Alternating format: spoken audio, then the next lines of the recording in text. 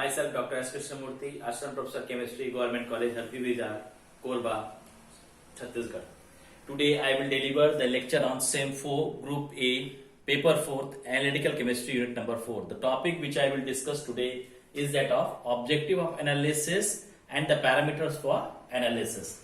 Right? The key words of this topic is of main aim of water analysis, analysis of water pollutants, sampling steps of the wastewater, preservation methods of the wastewater, and methods and materials. Right? In the methods and materials, we have to discuss the parameters of physical and chemical, that is of color, turbidity, total hardness, conductivity, acidity, as it all mentioned here. So let us start with the first point of discussion, that is what is the aim of water analysis. And before that also, in the previous lecture I have said what is water pollution and what are the main sources and what are the pollutants, right? So these are the words we have discussed in the previous lecture.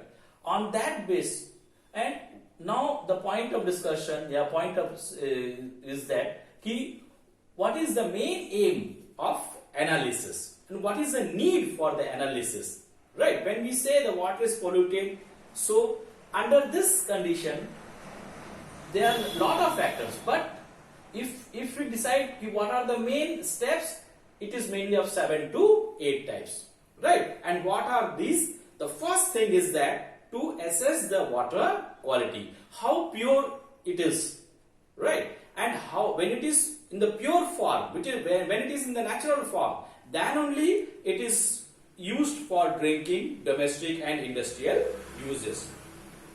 Now, to know how the sewage and the industrial waste discharge into the mainstream of water, right? That is maybe the underground water or the surface water, right? And what are the methods for the purifications, and to what extent the water is polluted, yeah? And what are the remedies and how to purify it, and what are the remedies for that, and to know about the microorganisms which are present in the natural water, right? This natural water helps in the way it is helpful for the life, right?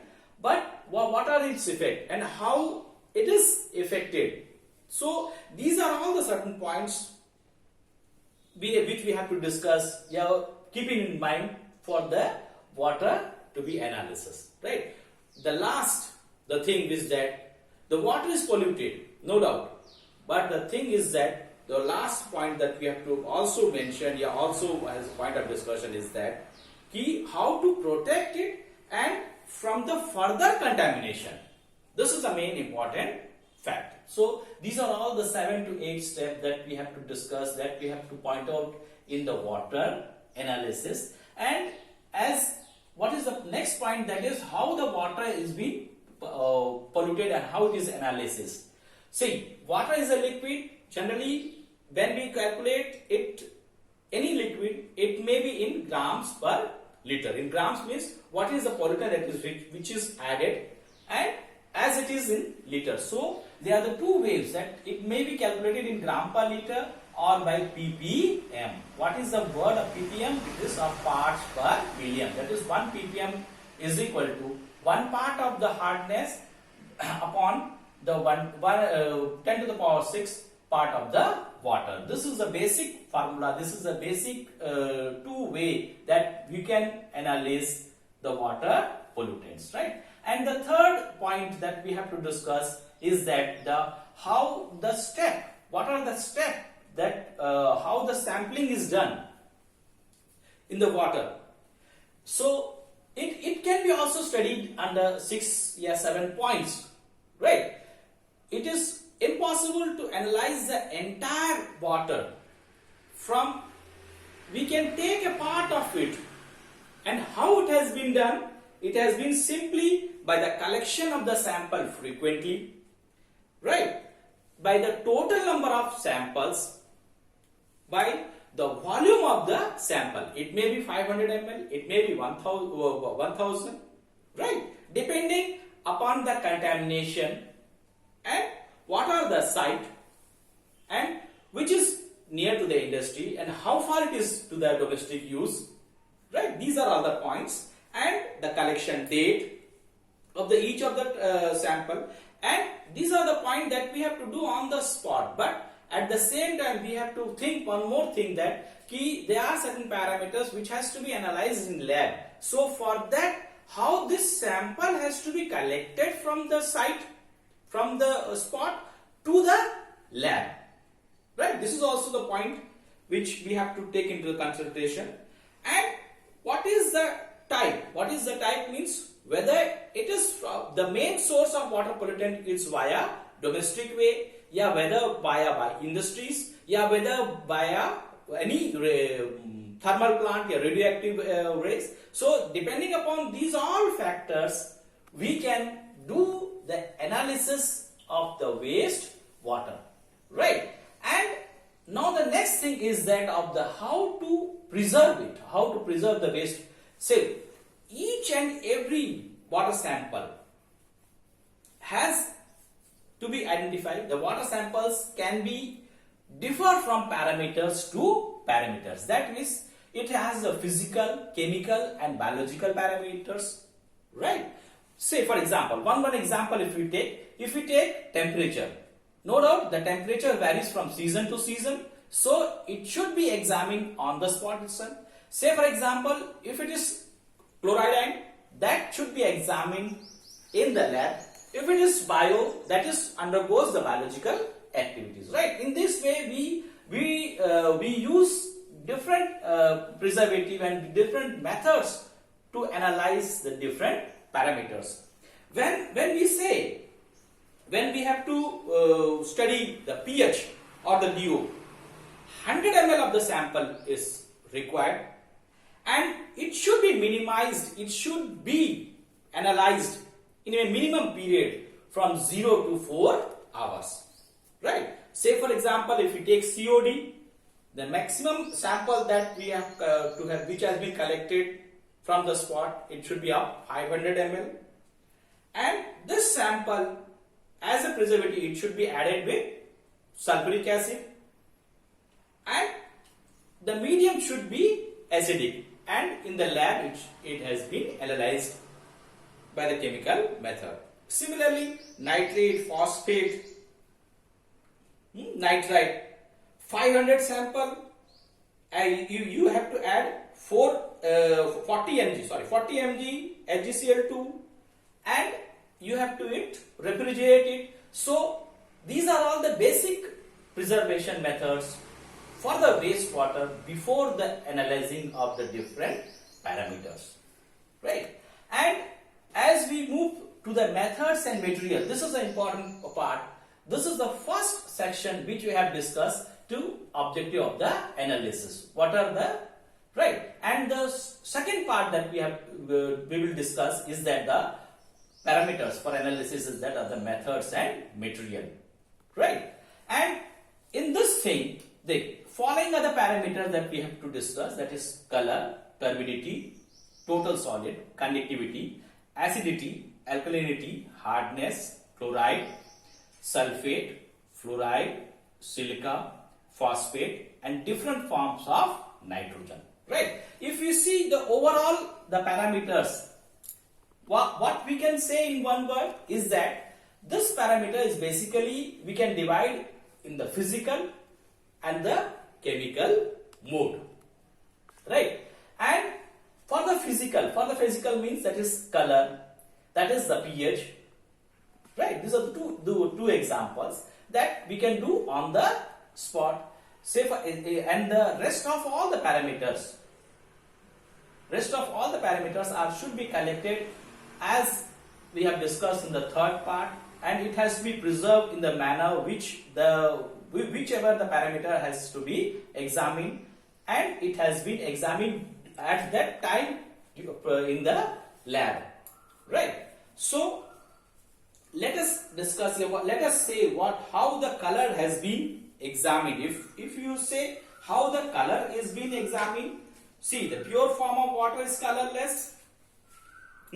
But due to the presence of the lot of impurities, contamination in the water, it changes its color, and the color can be examined by the spectrophotometers, by the colorimeters, and by the spectrophotometers. The spectrophotometer instrument is set up to 400 to 700 nm, where the calibration curve is first drawn. With the help of this, we can analyze what is the color change, how the color is changing in the pure form of water. And when we talk about the odor, it is also can be examined through whether the source itself, whether it is the aromatic components, whether it is any domestic sewage are there. By the smell we can identify, right? Say for example, any pungent smell, that means this component is of H2S, that means of sulfur component is there. When we talk about the conductivity can be measured with the help of conductometer, and where this instrument is calibrated with the help of 0.01 m of KCl, and via different electrodes this conductivity of the water can be examined. Conductivity of the water increases because lot of organic cations and anions is contaminated in the pure water, right? When you talk about the total solid, it is the amount of the substance which are dissolved in the water. And how it has been examined, just take any gram of the sample of the water and evaporate it till its dryness, and again weight it, you will see the difference. By this difference you can calculate the total amount of solid which is in the water sample, right? And now when you talk about the acidic nature is measures the H ion concentration, and this H ion concentration can be measured with the help of titration.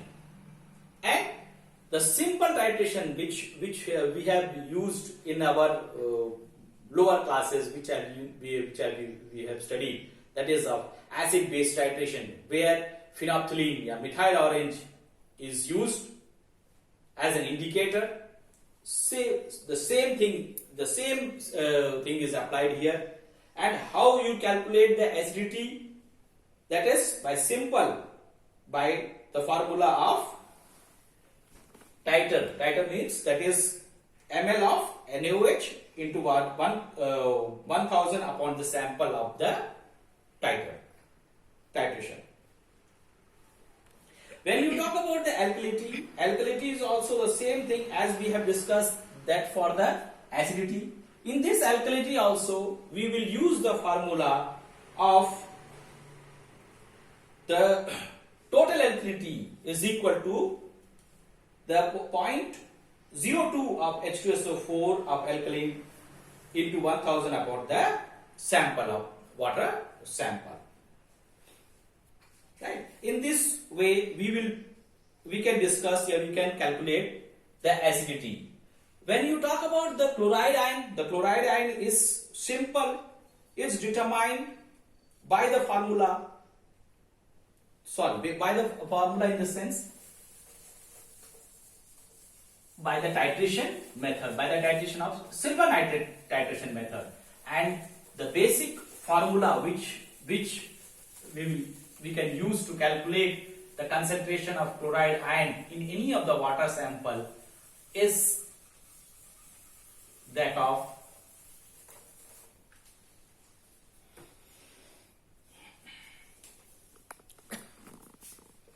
Cl normality of silver nitrate into volume of silver nitrate into volume of silver nitrate into equivalent weight of Cl ion upon ml of sample taken. This is the basic formula. Right? And how you will do? See, chloride is determined by the titration of silver nitrate using K2CrO4, that is potassium chromate, as an indicator, in which indicates the appearance of readiness at the end point. And take the sample, take the 100 ml of sample and adjust the pH, and to this added 5% of the indicator, and in the burette take the silver nitrate solution and titrate with that and substitute the value of this to get the concentration of Cl ion. And in the similar way, we can easily calculate the value of sulfate by gravimetric as well as volumetric. How you can calculate by gravimetric? By simply take the sample, add barium chloride solution, it forms the sulfate ion. It forms its salt sulfate ion. This is again heated, and the PPT has to wait, and the difference of the weight of the empty crucible and along with the PPT, on that basis we can calculate estimate the sulfate ion in the water. When you talk about chloride ion, phosphate ion and nitrates at its form, this can be calculated with the help of calorimeter, with the help of the preparation of the stock solution, with the help of the preparation of the standard solution. That means from the stock solution you prepare the standard solution. And how? Suppose if you want to estimate the nitrates, if you want to estimate the phosphate, prepare the stock solution and thereafter you prepare the standard. That means you take 5 ml, you take 10 ml, you take 15 ml, you take 20 ml, you take 25 ml in this manner, right? And thereafter you have to calibrate with the help of the instrument which will use for the analysis of different parameters. Say for example, if you are using for fluoride, if you are using for chloride, if you are using for phosphate, nitrate, right? Different, the instrument has to set in different Nm. Though total the wavelength can be set from 400 to 800 Nm. So for nitrate it has to be set in its own range. From there you draw the calibration curve, and with the help of this calibration curve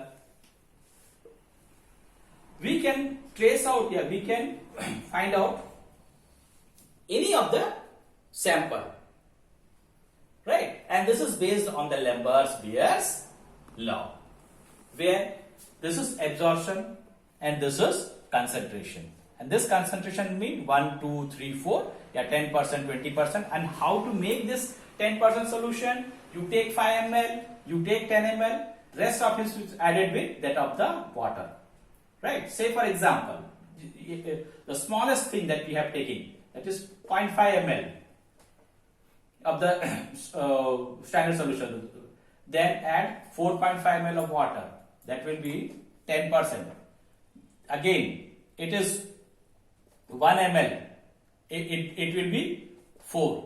It is, if it is 1.5, in this way, this will be 10, 20, 30. In this way, you prepare this, and with the help of this, you draw the calibration curve. From that calibration curve, the unknown sample is taken, and the final reading of absorption. By suppose any of the sample is getting in this way, you just cut this line of calibration curve, and from this point we can calculate the concentration of any of the anions. Right? So these are the basic methods, and there are what are the different chemical used, different that we will discuss in the later part. So this is the first part section which we have discussed about the analysis of the different parameters, right? In the next part, we will discuss how to analyze any of the heavy metal. That's all.